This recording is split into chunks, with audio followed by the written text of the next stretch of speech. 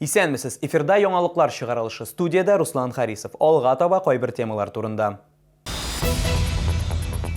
Шамил Усманов проспектында ремонт. Шәһәрдәшләргә нинди үзгәрешләр көтәргә?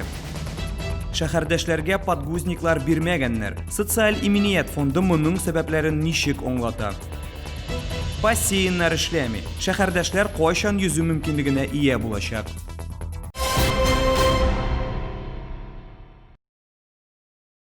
Татарстанда коронавирустан 71-нче яңа үлем очрагы теркәлде.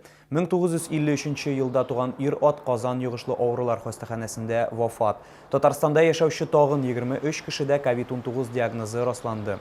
Чаллыда узган тәүлектә коронавирусның бер яңа очрагы да теркәлмәгән. Бу соңгы тәүлек эчендәге мәгълүматларны Республика оператив штабы хәбәр итте. Шулай итеп, 17 сентябрьгә Татарстан буенча коронавирус белән авыруның барлыгы 6923 очрагы теркәлде. Аларның 5712-се терелгән, 35-е узган тәүлектә.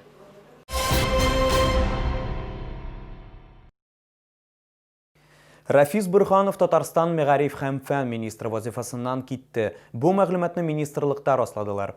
Бурханов 2017 елның 4 декабреннән республика вице-премьеры, мәгариф һәм фән министры булып эшли башлады. 2014-2017 елларда ул Татарстан Дәүләт Советының Иктисад, инвестиция һәм эшмәкәрлек комитеты рәисе, 2010-14 елларда Татарстан яшьләр эшләре, спорт һәм туризм министрлыгын җитәкләде.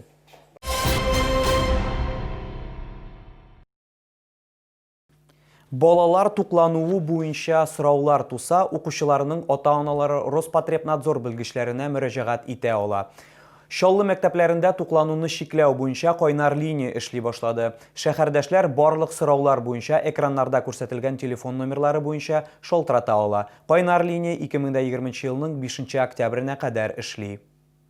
Шамил Усманов урамында төзекләндерү эшләренең икенче этабы башланды. Хәзерге вакытта автозавод проспектыннан Татарстан урамына кадәрге участокта юл катламын алыштыралар. Шәһәрдәшләрне һәм машина йөртүчеләрне нинди үзгәрешләр көтә алдагы материалда?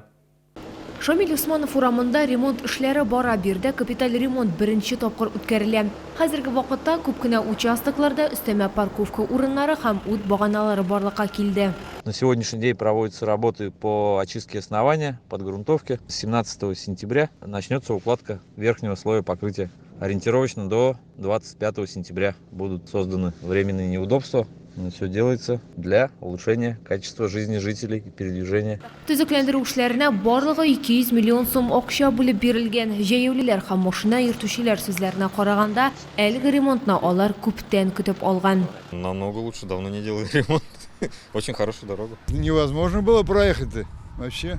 А сейчас уже это просто удивительно. Молодцы. Так держать. Ремонт эшләре аркасындагы уңайсызлыклар 25 сентябрьгә кадәр барачак. Шуңа күрә машина йөртүчеләргә үз маршрутларын алдан карап кую сорала. Бирдә эшләрне октябрь аенда тәмамларга планлаштыралар. Лилия Гатина, Диана Мулярова, Сергей Вильданов, яңалыклар.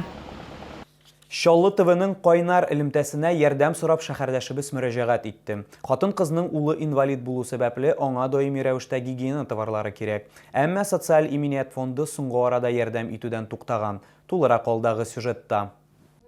Нина Ефимованың улы беренче группа инвалид. 2018 елдан бирле гаилә социаль иминiyet фондыннан кирәкле ярдәм ала. Әмма соңгы вакытта аларга гигиена чараларын вакытында китермиләр. Общество инвалидов, они сказали, что мы этим делом не занимаемся. Никто, куда бы я ни звонила, они этими делами не занимаются. Но мы как-то обходились, кто вот из знакомых даст, а большинство на все покупает. Я же никуда не хожу.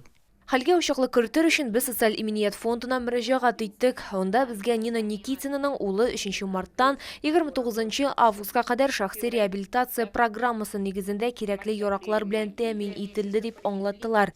Яңа дәүләт контрактын төзү 18 сентябрьгә планлаштырылган. Разрыв обеспечения случился в этом году ввиду срыва первых торгов в августе из-за неучастия ни одного из поставщиков. Нам пришлось конкурсную процедуру объявить заново. Таким образом, развоз подгузников начнется со следующей недели. Пеленкалар яки подгузниклар беткән очракта аларны үз хисабыңа сатып алганнан соң чекны саклап калырга һәм компенсациягә гориза язырга кирәк. Лилия Гатина, Диана Мулярова, Сергей Вильданов, яңалыклар. Әгәр сезне берәр проблема борчыса яки шатлыклы хәбәр җиткерәсегез килсә, безнең редакциянең кайнар элемтә телефонына шалтыратыгыз. 51 31 31 номеры тәүлек буена эшли. Кызыксынган яки борчыган сорауларыгызны WhatsApp хезмәтенә дә юллый аласыз. Фото сурәтләрегезне һәм видеоларыгызны 8939 311 31 31 телефоны буенча көтеп калабыз. Безнең хәбәрчеләребез сезнең белән элемтәгә кереп, проблемагызны хәл итәргә булышыр. Кирәкле җитәкчеләр белән күзгә-күз очрашырга ярдәм итәр. Бәлки нәкъ менә киләсе чыгарылышта сезнең мәсьәлә хәл ителер.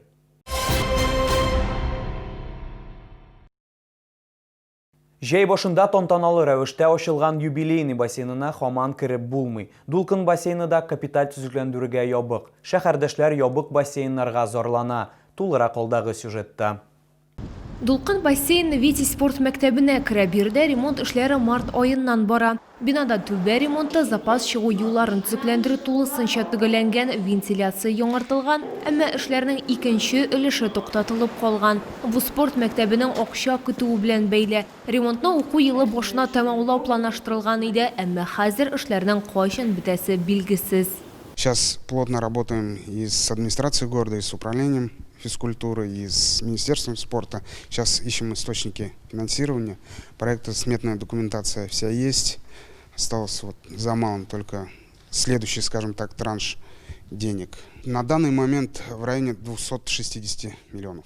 Юбилейный бассейнына килгәндә спорт идарәсе башлыгы Роман Насреддинов сүзләренчә, 77-нче гимназия һәм 9-нчы мәктәп укучылары өчен дәресләр 8 сентябрьдан бирле уза. Сүз уңаеннан хәзерге вакытта юбилейный бассейны каршында булачак спорт мәктәбенә группалар җыялар. Расписание әзер булгач, урынны спортчылар һәм йөзәргә йөгерергә теләүчеләр арасында бүләчәкләр. Сейчас вот первоочередное для нас сделать, отработать четко, понятное расписание именно для детей в первую очередь. То есть сейчас пока идет набор, пока там формируется расписание на целый год.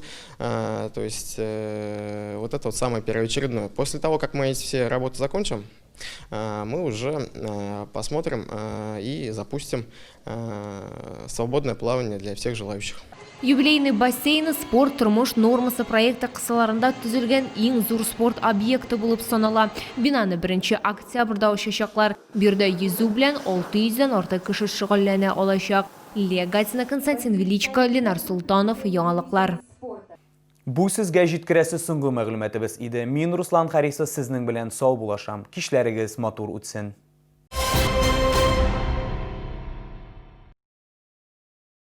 Санаторий «Жемчужина» набережной Челны приглашает вас и ваших близких на отдых и лечение. Разработана программа восстановительной терапии «Легкое дыхание». Скидки постоянным клиентам и при раннем бронировании. Звоните 8 800 34 34 15. Внимание! Обувная фабрика «Город Киров» принимает обувь на ремонт любой сложности. Теперь каждую субботу и воскресенье в ТЦ «Арзан», цокольный этаж.